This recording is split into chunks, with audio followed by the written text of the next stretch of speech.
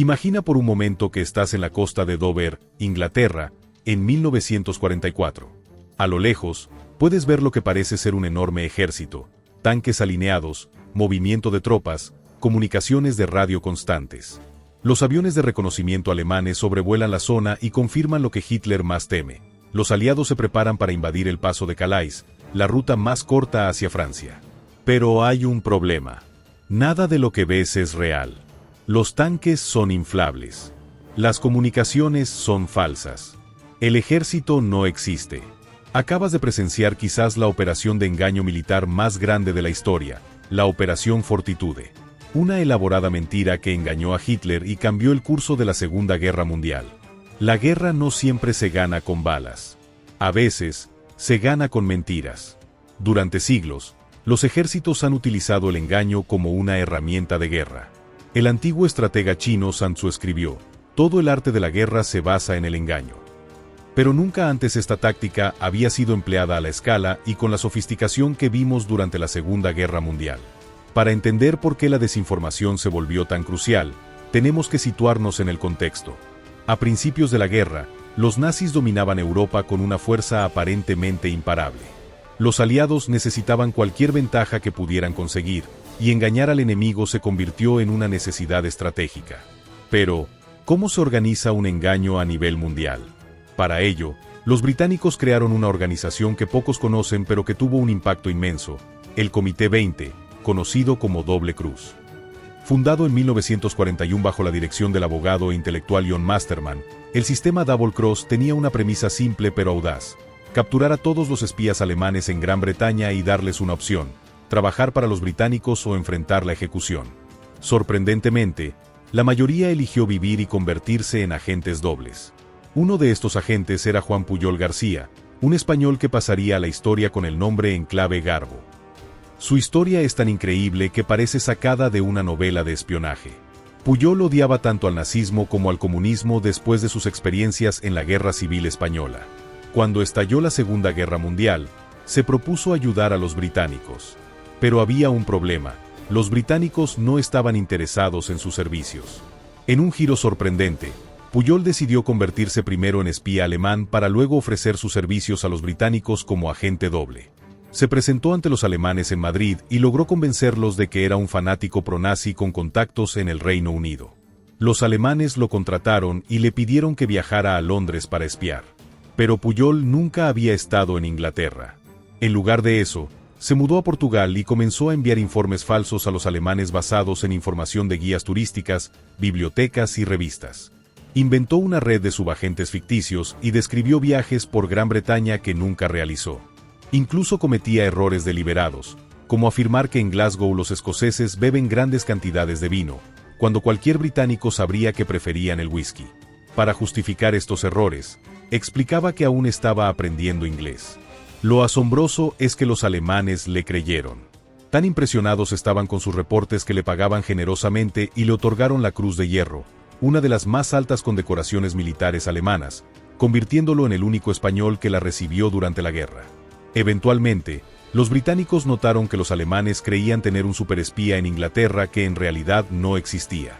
Intrigados, rastrearon a Pujol y finalmente lo reclutaron oficialmente. Lo trasladaron a Londres, donde trabajó bajo la supervisión del MI5, el servicio de inteligencia británico. Bajo dirección británica, Pujol elevó su juego al siguiente nivel. Ahora tenía acceso a información real que podía mezclar con sus falsedades, haciendo sus reportes aún más creíbles. Construyó una red ficticia de 27 agentes, cada uno con su propia personalidad y motivaciones. Mantenía registros meticulosos de sus subagentes para evitar contradicciones. Pujol no era el único. El sistema Double Cross llegó a controlar a todos los agentes alemanes en Gran Bretaña, un logro sin precedentes en la historia del espionaje. Entre ellos destacaban personajes como Duško Popov, cuyo nombre en clave tricicle, un playboy yugoslavo que vivía lujosamente mientras engañaba a los alemanes. Roman Czerniawski, conocido como Brutus por los alemanes, un oficial polaco que fue capturado por los alemanes y luego se convirtió en agente doble. Eddie Chapman, con nombre clave Zigzag, un criminal británico que se ofreció como saboteador nazi pero trabajaba para el MI5. Estos agentes dobles no solo proporcionaban información falsa a los alemanes, también ayudaban a los británicos a entender qué información buscaban los nazis, revelando así sus planes y preocupaciones. Pero el engaño iba mucho más allá del espionaje tradicional. Los británicos desarrollaron tácticas innovadoras que rozaban lo artístico. Uno de los ejemplos más fascinantes fue la Operación Mincemeat en 1943. Los aliados planeaban invadir Sicilia, pero era un objetivo obvio, la ruta natural desde el norte de África hacia Europa. Necesitaban convencer a Hitler de que atacarían en otro lugar. El plan que concibieron parece sacado de una novela de ficción. Tomaron el cadáver de un vagabundo de Gales llamado L.Y.N.D.W.R. Michael, crearon una identidad falsa como el mayor William Martin de los Royal Marines, y le plantaron documentos que insinuaban que los aliados planeaban invadir Grecia y Cerdeña, no Sicilia. Los británicos dejaron el cuerpo en la costa española, confiando en que las autoridades encontrarían los documentos y los compartirían con los alemanes, como efectivamente ocurrió. Hitler cayó en la trampa y ordenó reforzar Grecia y Cerdeña, debilitando las defensas de Sicilia. La operación fue un éxito rotundo. Cuando los aliados finalmente invadieron Sicilia en julio de 1943, encontraron una resistencia mucho menor de la esperada. El historiador militar Sir Vasily del Hart describió Mincemeat como el engaño más completo y exitoso de la guerra. Pero la historia del hombre que nunca existió, como se conocería más tarde al mayor Martín, es solo una de muchas estrategias creativas empleadas durante la guerra. Otra táctica vital fue la creación de ejércitos fantasma. El primer grupo de ejércitos de los Estados Unidos, FUSAG, fue una unidad completamente ficticia creada para la Operación Fortitude, el plan para engañar a los alemanes sobre el lugar del desembarco de Normandía. La Operación Fortitude tenía dos componentes: Fortitude Nord, que sugería una invasión de Noruega, y Fortitude South, que indicaba que el principal ataque sería en el paso de Calais, no en Normandía. Para crear la ilusión de un ejército masivo en Kent, sureste de Inglaterra, los aliados desplegaron tanques inflables que parecían reales desde el aire, barcos de madera en los puertos, campamentos militares vacíos con tiendas de campaña, pistas de aterrizaje falsas, tráfico de radio falso que simulaba comunicaciones de una gran fuerza. El engaño fue tan convincente que incluso después de que los aliados desembarcaran en Normandía el 6 de junio de 1944, el famoso día D, Hitler seguía creyendo que era solo una distracción y que el ataque principal vendría en Calais. Mantuvo valiosas divisiones en reserva durante semanas, dando a los aliados tiempo crucial para establecer una cabeza de playa en Francia. Detrás de estas operaciones había mentes brillantes que entendían no solo la logística militar, sino también la psicología humana. Uno de los líderes más destacados fue el teniente coronel Dudley Clarke, quien estableció una unidad especial conocida como A-Force en el Cairo. Clarke era un maestro del engaño. Comprendía que para que una mentira fuera creíble, debía contener elementos de verdad y ajustarse a lo que el enemigo ya sospechaba o temía. Sus operaciones en el norte de África fueron cruciales para las victorias del general Montgomery contra Rommel, el zorro del desierto. En una ocasión, Clarke fue arrestado en Madrid mientras viajaba vestido como mujer, creando un incidente diplomático. Nunca explicó completamente este episodio, añadiendo otra capa de misterio a su ya enigmática figura. Junto a Clarke, otras figuras clave en el arte del engaño incluían a John Bevan, jefe del Comité de Control del Engaño de Londres, LCS. Roger Esket, oficial de inteligencia que coordinó Fortitude South. El ilusionista Jasper Maskelyne, quien utilizó sus habilidades para crear distracciones visuales en el campo de batalla. El papel de los ilusionistas y artistas en la guerra merece especial atención. El ejército británico reclutó activamente a personas del mundo del entretenimiento, la magia y el diseño para crear sus engaños. Por ejemplo, en el norte de África, Maskelyne y su banda mágica crearon una falsa flota de barcos en el puerto de Alejandría usando luces y efectos simples. También diseñaron dispositivos para simular el destello de los disparos de artillería y construyeron atracciones falsas para desviar los bombardeos alemanes de objetivos reales. En Estados Unidos, la Motion Picture Division colaboró con Hollywood para producir películas de entrenamiento y propaganda. Directores famosos como John Ford, Frank Capra y John Huston contribuyeron al esfuerzo bélico. Pero quizás la conexión más fascinante entre el arte y la guerra fue la participación de Douglas Fairbanks Jr., la estrella de cine de Hollywood. Fairbanks se unió a la Marina de los Estados Unidos y terminó trabajando en operaciones de engaño, utilizando su experiencia en efectos especiales y puesta en escena para crear distracciones durante los desembarcos anfibios en el Mediterráneo. La desinformación no se limitaba al campo de batalla físico. La guerra de las ondas de radio era igualmente importante. Los británicos establecieron emisoras de radio falsas que pretendían transmitir desde dentro de la Alemania ocupada. Estas estaciones mezclaban música popular con sutiles mensajes de propaganda y desinformación, diseñados para desmoralizar tanto a los soldados alemanes como a los civiles. Una de estas operaciones, conocida como la emisora del soldado Calais, pretendía ser una estación para las tropas alemanas, pero estaba controlada por la Ejecutiva de Guerra Política británica. Transmitía noticias reales mezcladas con información falsa diseñada para crear ansiedad sobre las condiciones en el frente interno alemán. La desinformación también llegó a los periódicos. Los aliados produjeron periódicos falsos que imitaban publicaciones alemanas, pero con contenido alterado para sembrar dudas y miedo. Estos se distribuían en territorios ocupados o se lanzaban desde aviones sobre Alemania. Uno de los aspectos más efectivos de la campaña de desinformación aliada fue su comprensión de la psicología de Hitler. Los servicios de inteligencia construyeron un perfil psicológico detallado del Führer, identificando sus miedos, supersticiones y tendencias. Por ejemplo, sabían que Hitler era supersticioso y a menudo confiaba en su intuición sobre asuntos militares. También entendían su temor a una invasión de Noruega, dado el valor estratégico de sus puertos y recursos. Explotaron estos conocimientos creando señales falsas que confirmaban sus sospechas. Hitler también tenía una tendencia a microgestionar operaciones militares y desconfiar de sus generales. Los aliados aprovecharon esto sembrando información que aumentaba su paranoia y lo llevaba a interferir en decisiones tácticas, a menudo en detrimento de los esfuerzos alemanes. Un componente crucial de la estrategia de desinformación aliada fue la interceptación y desciframiento de las comunicaciones alemanas. A través del Proyecto Ultra, los británicos lograron romper los códigos de la máquina Enigma alemana, obteniendo acceso a comunicaciones militares de alto nivel.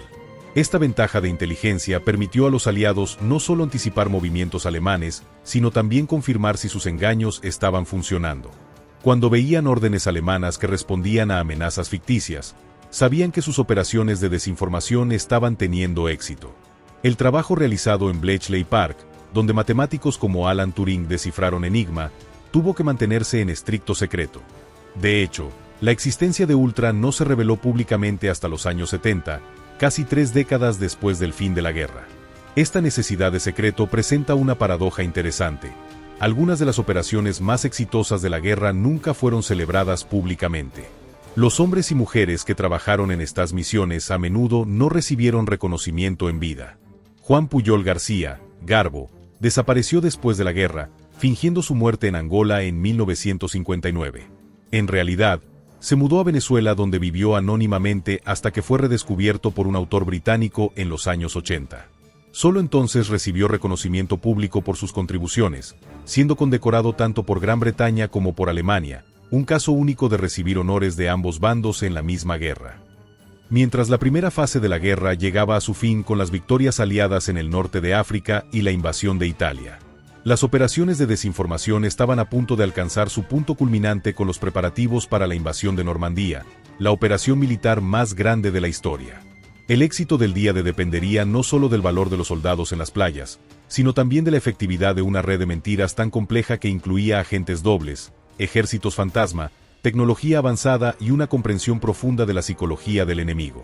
A principios de 1944, la pregunta que obsesionaba a Hitler y su alto mando no era si los aliados invadirían Europa Occidental, sino dónde y cuándo.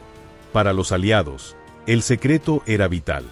Si los alemanes podían concentrar sus fuerzas en el punto de invasión, podían repeler el ataque y posiblemente cambiar el curso de la guerra.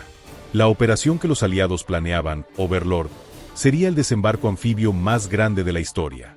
Su éxito dependía no solo de la valentía de los soldados y la logística militar, sino también de una campaña de engaños sin precedentes, la Operación Fortitude.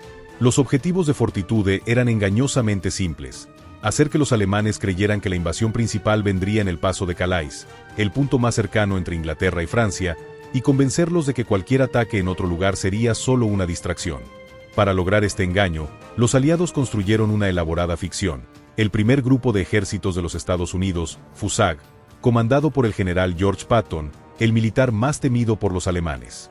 Este ejército existía solo en papel, señales de radio y engaños visuales.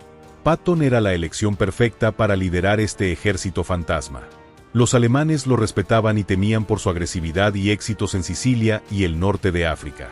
Además, su ausencia del comando de un grupo real de ejércitos parecería sospechosa a los alemanes, que esperarían que un general de su calibre liderara la invasión principal. Los aliados fomentaron esta percepción con una campaña cuidadosamente orquestada de apariciones públicas de Patton en áreas donde podía ser observado por agentes alemanes. Se organizaron reuniones falsas de planificación en Londres. Se emitieron comunicados de prensa sobre sus inspecciones de tropas en Kent, frente a Calais. La operación no era simplemente una historia conveniente, era una producción a gran escala que involucraba a miles de personas y recursos significativos. En Kent, se construyeron campamentos militares falsos con tiendas de campaña vacías. Se instalaron tanques inflables, jeeps y camiones de lona. Desde el aire, estos vehículos falsos eran indistinguibles de los reales. Para complementar esta ilusión visual, ingenieros crearon señales de radio falsas que simulaban el tráfico de comunicaciones de un ejército completo. Operadores de radio transmitían órdenes, quejas sobre suministros, solicitudes médicas y toda la comunicación normal de una fuerza militar masiva. Los aliados incluso construyeron puertos artificiales y acumularon barcos de desembarco visibles para los aviones de reconocimiento alemanes. Los aviadores alemanes que sobrevolaban el sureste de Inglaterra informaban regularmente sobre la concentración de fuerzas apuntando hacia Calais. Esta ilusión se reforzó con la información proporcionada por los agentes dobles, particularmente Juan Pujol, conocido con el nombre clave de Garbo. A través de su red ficticia de subagentes, Garbo enviaba reportes detallados sobre movimientos de tropas y preparativos para un asalto en Calais. Como los alemanes confiaban plenamente en él, estos reportes tenían un peso enorme en su análisis de inteligencia. Otro agente clave fue Roman Czerniawski, conocido con el nombre clave de Brutus, un oficial polaco que había creado una red de inteligencia en Francia antes de ser capturado por los alemanes. Los nazis lo liberaron con la condición de que espiara para ellos en Inglaterra. En cambio, se presentó inmediatamente al Mi-5 y se convirtió en agente doble. Dado su historial militar, los aliados presentaron a Brutus como un oficial de enlace con el Estado Mayor, en posición de conocer los planes de invasión. Sus reportes, cuidadosamente elaborados por los británicos, corroboraban la ficción de un ataque principal en Calais. Para hacer la desinformación más creíble, los aliados emplearon lo que llamaban revelación controlada. En lugar de negar completamente la posibilidad de un ataque en Normandía, admitían que habría un desembarco allí, pero lo caracterizaban como una operación secundaria, una distracción para desviar fuerzas alemanas del verdadero objetivo, Calais. Esta táctica era psicológicamente astuta. Como dijo Sun Tzu, cuando estés cerca, haz creer que estás lejos; cuando estés lejos, haz creer que estás cerca. Al admitir parcialmente sus intenciones, los aliados hacían que su engaño principal fuera más convincente. La efectividad de Fortitude dependía también de la compartimentación de la información. Solo un pequeño grupo de oficiales conocía el plan completo. La mayoría de los participantes solo conocían su parte específica, sin entender cómo encajaba en el engaño general. Esta compartimentación no solo aumentaba la seguridad, sino que también hacía que las actuaciones individuales fueran más auténticas. Mientras Fortitude South se enfocaba en Calais, otra operación, Fortitude North, intentaba convencer a los alemanes de que los aliados planeaban invadir Noruega desde Escocia. Se crearon señales de radio falsas, se difundieron rumores y se realizaron maniobras navales en el Mar del Norte para reforzar esta impresión. La invasión de Noruega era una preocupación real para Hitler, quien consideraba el país estratégicamente vital por sus recursos minerales y su posición para amenazar a Alemania.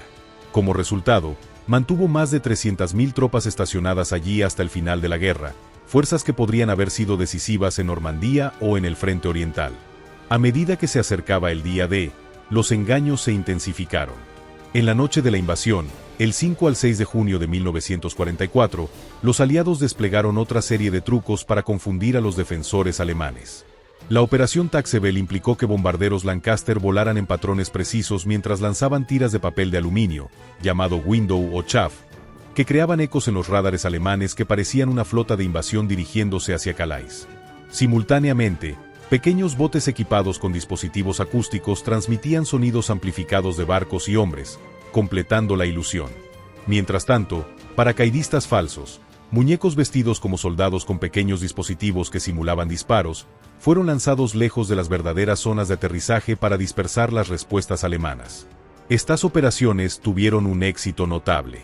En las horas cruciales después del inicio de los desembarcos en Normandía, Hitler seguía convencido de que el ataque principal vendría en Calais. Crucialmente, retuvo la 15ª Ejército, una fuerza poderosa posicionada cerca de Calais, impidiéndole reforzar las defensas de Normandía durante los críticos primeros días de la invasión. Incluso semanas después del desembarco, los alemanes seguían esperando la verdadera invasión. Para mantener esta ilusión, Garbo envió un mensaje urgente la mañana del día de advirtiendo sobre la invasión de Normandía, pero asegurándose de que llegara demasiado tarde para ser útil. 2 días después, envió otro mensaje argumentando que los desembarcos de Normandía eran solo una distracción antes del ataque principal. La efectividad de este engaño se confirma en los diarios de guerra alemanes. A fines de julio, casi 2 meses después del día D, todavía mantenían importantes fuerzas en la región de Calais, esperando una invasión que nunca llegaría. El éxito de Fortitude dependió no solo de la creación de señales falsas, sino también del control de las señales reales. La seguridad operacional aliada, mantener en secreto los verdaderos planes, fue extraordinaria. Se prohibió a los soldados que participarían en la invasión enviar cartas. Los campamentos fueron aislados. Se establecieron zonas de exclusión en las costas del sur de Inglaterra. Una anécdota ilustra la intensidad de estas medidas. Días antes del día D, un oficial del Ministerio de Guerra británico notó que las respuestas correctas a un crucigrama del Daily Telegraph incluían palabras en clave para la operación: Overlord, Omaha, Mulberry y Neptune. Temiendo una filtración, agentes de seguridad interrogaron al creador del crucigrama, un director de escuela. Resultó ser una coincidencia, pero demuestra la seriedad con que se tomaba la seguridad. La desinformación no era solo un juego de engaño táctico, también tenía dimensiones estratégicas y psicológicas. Los aliados entendían que la guerra se libraba no solo en los campos de batalla, sino en las mentes de los líderes enemigos. Un aspecto fascinante de la desinformación aliada fue su uso del análisis psicológico del liderazgo nazi.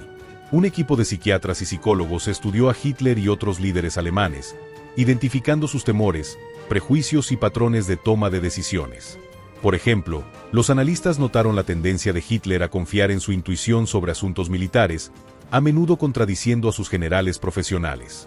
Los aliados explotaron esto proporcionando información que alimentaba sus sospechas y lo alejaba del consejo de su Estado Mayor. También observaron la fascinación de Hitler con armas milagrosas que podrían cambiar el curso de la guerra. Los aliados fomentaron esta creencia, haciendo que Hitler desviara recursos cruciales a proyectos como los cohetes V1 y V2, que aunque aterradores, llegaron demasiado tarde y en números insuficientes para alterar el resultado de la guerra.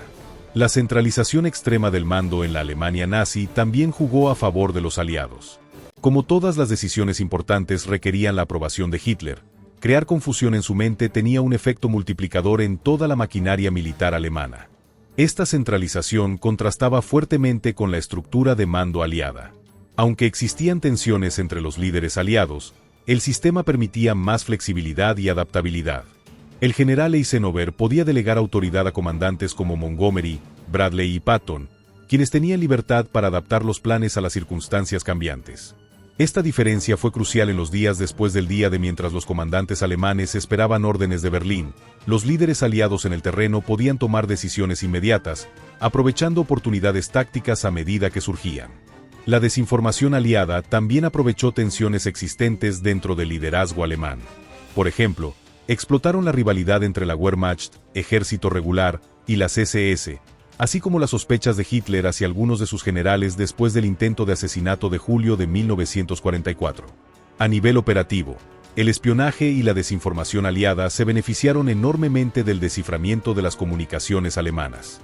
El proyecto Ultra, que decodificaba mensajes encriptados con la máquina Enigma, proporcionaba a los aliados una ventana directa a las comunicaciones de alto nivel alemanas. Esto permitió a los aliados no solo anticipar movimientos alemanes, sino también medir la efectividad de sus propios engaños. Cuando los mensajes alemanes mencionaban la acumulación de fuerzas en Kent o expresaban preocupación por una invasión en Calais, los aliados sabían que sus desinformaciones estaban funcionando. La tecnología jugó un papel crucial en esta guerra de engaños. Además de Ultra, los aliados desarrollaron una serie de innovaciones técnicas para sus operaciones de desinformación. El Monsine, un dispositivo que amplificaba y devolvía señales de radar alemanas, haciendo que pequeños grupos de aviones parecieran flotas enteras. El Mandrel, un sistema de interferencia que bloqueaba radares alemanes en momentos críticos.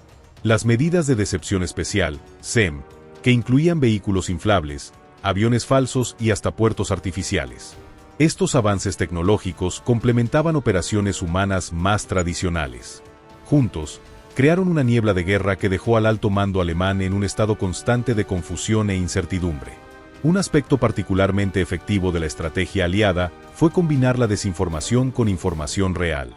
Al mezclar verdades, medias verdades y falsedades completas, los aliados crearon narrativas que eran difíciles de desmentir completamente. Por ejemplo, la Operación Bodyguard, el plan general de engaño para Overlord, incluía amenazas reales menores en el sur de Francia, Operación Dragón, y en Noruega. Estas operaciones limitadas daban credibilidad a la desinformación sobre amenazas mayores. La efectividad de este enfoque se ilustra en un informe de inteligencia alemán de mayo de 1944 que identificaba correctamente 20 divisiones aliadas preparándose para Overlord. Sin embargo, el mismo informe estimaba erróneamente que otras 25 divisiones, que no existían, se preparaban para un ataque en Calais. A medida que la invasión de Normandía avanzaba, los aliados continuaron sus operaciones de desinformación. Un objetivo clave era ocultar su estrategia para el blackout desde la cabeza de playa de Normandía. La Operación Godwood en julio de 1944 fue presentada como el principal esfuerzo británico para romper las líneas alemanas al este. Mientras las fuerzas alemanas se concentraban para contener esta amenaza, el verdadero ataque principal, la Operación Cobra, fue lanzado por fuerzas estadounidenses en el oeste, logrando el decisivo avance que permitiría la liberación de Francia. Para este punto de la guerra, los agentes dobles como Garbo habían ganado tanta credibilidad con los alemanes que podían influir significativamente en las decisiones operativas.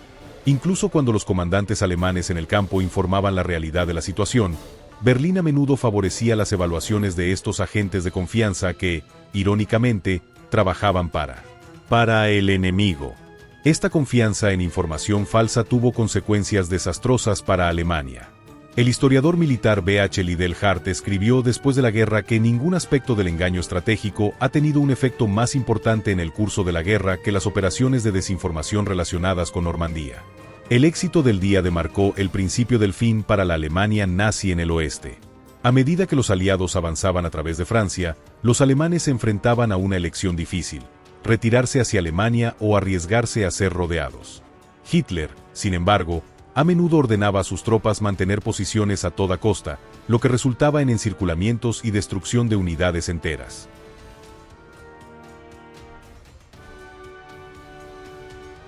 Estas decisiones desastrosas fueron en parte resultado de años de desinformación aliada. Hitler había llegado a desconfiar de los informes de sus propios generales, prefiriendo a veces la información proporcionada por agentes que en realidad trabajaban para los aliados.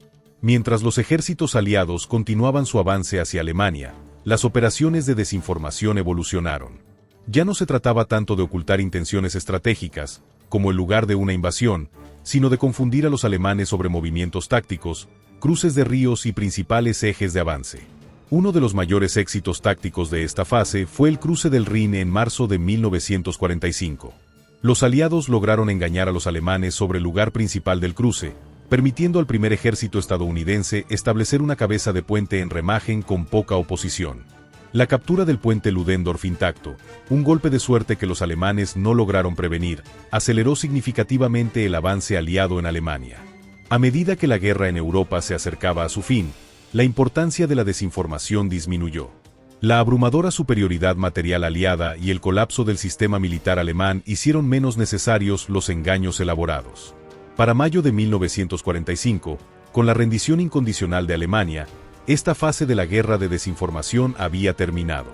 Sin embargo, en el Pacífico, donde la guerra contra Japón continuaba, las tácticas de engaño siguieron desempeñando un papel crucial.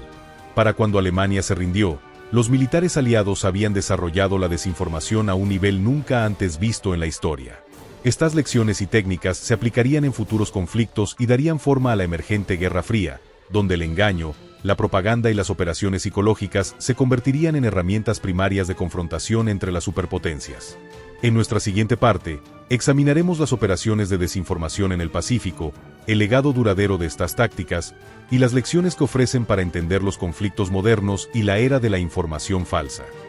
Mientras las operaciones de desinformación en Europa han recibido mayor atención histórica, el teatro del Pacífico presentó desafíos únicos que requirieron sus propias estrategias de engaño. La vastedad del océano, las largas cadenas de islas y la naturaleza de la guerra anfibia crearon tanto oportunidades como necesidades para el engaño militar. La guerra en el Pacífico se caracterizó por la estrategia de salto de isla, donde las fuerzas estadounidenses atacaban selectivamente ciertas posiciones japonesas mientras evitaban otras, dejándolas aisladas y sin capacidad para influir en la batalla. Para que esta estrategia funcionara, era crucial mantener a los japoneses en la incertidumbre sobre qué islas serían atacadas a continuación.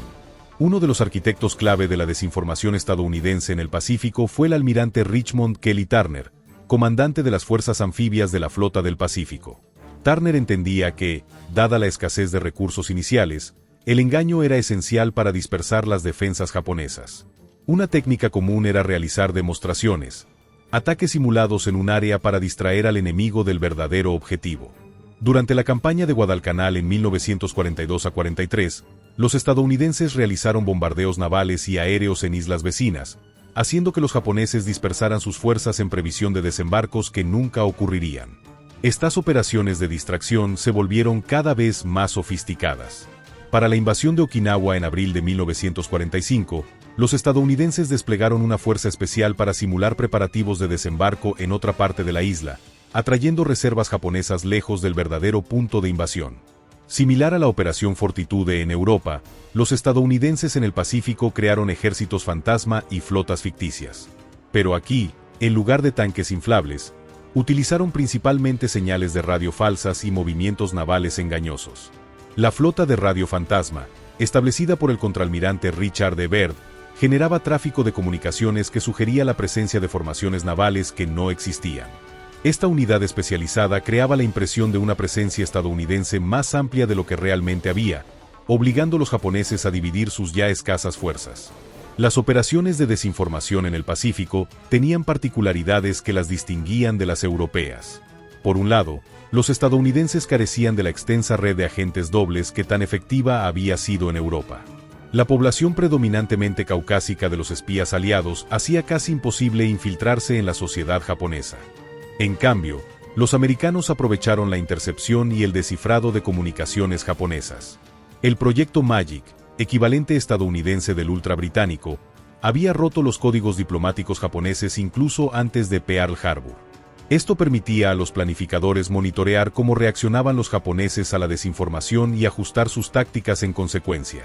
Una operación particularmente exitosa fue el engaño relacionado con la batalla del Mar de Filipinas en junio de 1944. Usando información obtenida a través de Magic, los estadounidenses configuraron una trampa para la flota japonesa. Crearon la impresión de vulnerabilidad en sus grupos de portaaviones, atrayendo a los japoneses a un ataque donde la aviación naval americana estaba perfectamente posicionada para interceptarlos. El resultado fue la devastadora derrota japonesa conocida como el Gran Tiro al Pavó de las Marianas. A medida que la guerra avanzaba y los recursos estadounidenses aumentaban, la naturaleza de la desinformación cambió. Ya no era principalmente para compensar desventajas materiales, sino para reducir bajas y acelerar la victoria. La planificación de la invasión de Japón, Operación Downfall, incluía elaborados planes de engaño. Aunque nunca se implementaron debido a la rendición japonesa tras los bombardeos atómicos, estos planes ilustran la sofisticación que habían alcanzado las operaciones de desinformación estadounidenses. El plan incluía simulacros de desembarco en múltiples puntos de la costa japonesa, tráfico de radio falso sugiriendo concentraciones de tropas en áreas inesperadas, e incluso la construcción de bases falsas en islas cercanas a Japón para sugerir ejes de avance que no estaban realmente planeados. El legado de estas operaciones de desinformación se extendió mucho más allá del fin de la Segunda Guerra Mundial. Las lecciones aprendidas, las técnicas desarrolladas y las instituciones creadas para engañar a los nazis y japoneses serían aplicadas en los conflictos subsiguientes de la Guerra Fría y más allá.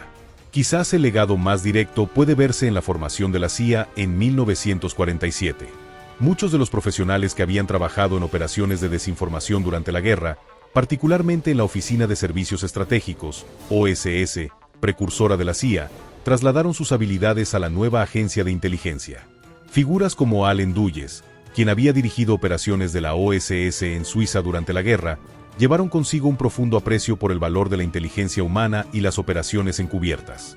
Bajo su dirección como director de la CIA, 1953 a 1961, la agencia realizó numerosas operaciones que reflejaban las tácticas de la Segunda Guerra Mundial.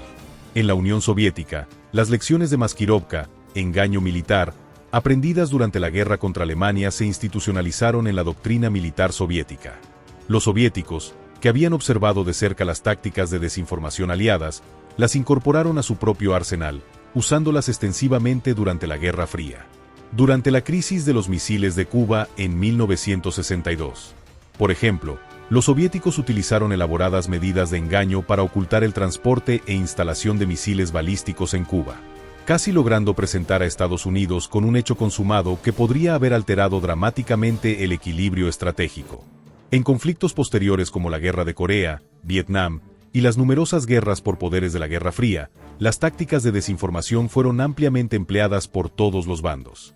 Los manuales militares estadounidenses codificaron estas lecciones, y unidades especializadas como el primer grupo de comando del Ejército de Estados Unidos, una unidad de operaciones especiales creada en 1952, se entrenaron específicamente en técnicas de engaño. Más allá del ámbito militar, las técnicas de desinformación desarrolladas durante la Segunda Guerra Mundial encontraron aplicaciones en la propaganda política y la guerra psicológica.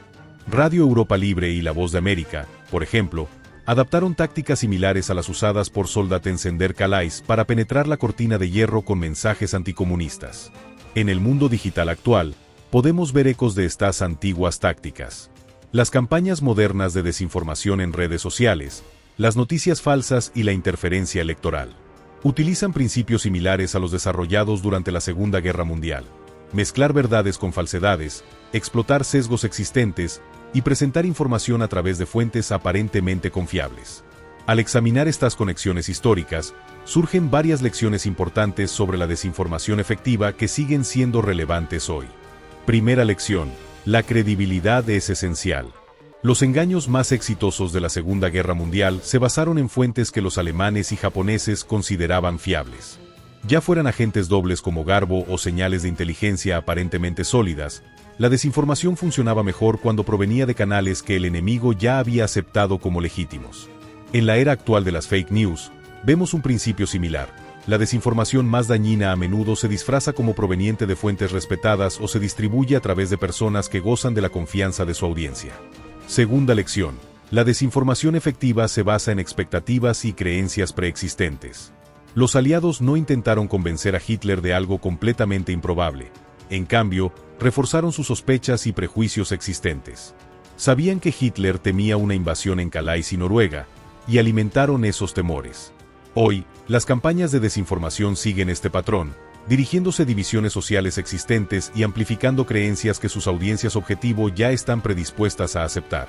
Tercera lección: el mejor engaño combina elementos verdaderos con falsos. Las operaciones aliadas más exitosas, como Fortitude, mezclaban información real, habría una invasión, con falsedades, sería en Calais, no en Normandía. Esta mezcla hacía mucho más difícil detectar el engaño. Las campañas modernas de desinformación suelen seguir esta fórmula, comenzando con hechos verificables y luego incorporando distorsiones o falsedades que son difíciles de separar de la verdad subyacente. Cuarta lección: la desinformación requiere coordinación entre múltiples canales. Los aliados no confiaron en una sola forma de engaño. Desplegaron señales falsas a través de canales visuales, de radio, de agentes humanos y diplomáticos. Cuando los alemanes recibían la misma información de múltiples fuentes aparentemente independientes, el engaño resultaba mucho más convincente. Las campañas de desinformación actuales utilizan una táctica similar, distribuyendo mensajes a través de múltiples plataformas y tipos de medios para crear una ilusión de consenso. Estos paralelos históricos nos permiten apreciar tanto la continuidad como la evolución de las tácticas de desinformación. Si bien los principios básicos han permanecido notablemente constantes, la tecnología digital ha transformado dramáticamente la escala, velocidad y accesibilidad de las herramientas de engaño. Durante la Segunda Guerra Mundial, montar una operación de desinformación requería recursos estatales significativos, agencias de inteligencia, personal militar y considerable financiamiento. Hoy, individuos o pequeños grupos pueden lanzar campañas de desinformación potencialmente globales con un presupuesto mínimo. La velocidad también ha cambiado radicalmente. Las operaciones de la Segunda Guerra Mundial se desarrollaban durante meses o años. La desinformación moderna puede propagarse globalmente en cuestión de horas o incluso minutos, dejando poco tiempo para la verificación de hechos o respuestas meditadas.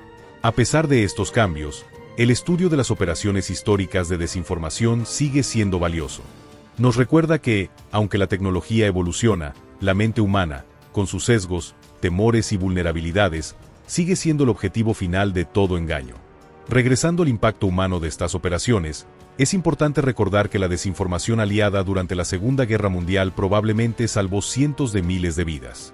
Al engañar a Hitler sobre el lugar del día D, los aliados enfrentaron mucha menos resistencia de la que habrían encontrado si los alemanes hubieran concentrado sus fuerzas en Normandía. Para los hombres que desembarcaron en las playas de Normandía aquel 6 de junio de 1944, estas elaboradas mentiras significaron la diferencia entre la vida y la muerte. Como dijo el general Eisenhower después de la guerra, en ninguna operación militar anterior en la historia había sido el engaño tan intensivo o aplicado en tal escala, y nunca había sido tan exitoso. Este aspecto humano del engaño militar es quizás el más importante y conmovedor. Detrás de cada operación de desinformación había personas reales cuyas vidas estaban en juego. Soldados cuya seguridad dependía del éxito del engaño, agentes que arriesgaban la ejecución si eran descubiertos, y civiles atrapados en la violencia de la guerra. La historia de Juan Puyol García, Garbo, ilustra vívidamente esta dimensión humana. Después de años de engañar a los nazis, Puyol temía represalias contra él y su familia cuando la verdad finalmente saliera a la luz. Para protegerlo, los británicos organizaron su falsa muerte en Angola en 1949, permitiéndole comenzar una nueva vida en Venezuela bajo otra identidad. Puyol vivió décadas en el anonimato, sin reconocimiento público por sus extraordinarias contribuciones a la victoria aliada. Solo en los años 80, cuando un autor británico lo rastreó, su historia finalmente se hizo pública. En 1984, a la edad de 72 años, Puyol viajó a Londres para reunirse con antiguos colegas del MI5 y recibir el reconocimiento largamente postergado por sus servicios. Esta historia personal nos recuerda que, detrás de las grandes estrategias y operaciones de desinformación, había individuos comunes haciendo cosas extraordinarias.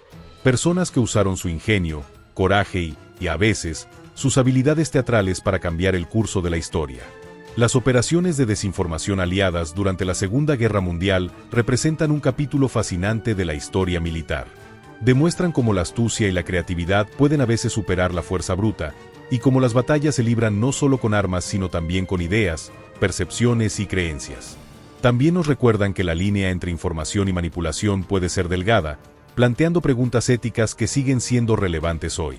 En la era de la guerra de información y las campañas de desinformación digital, las lecciones de este periodo histórico ofrecen tanto advertencias como perspectivas.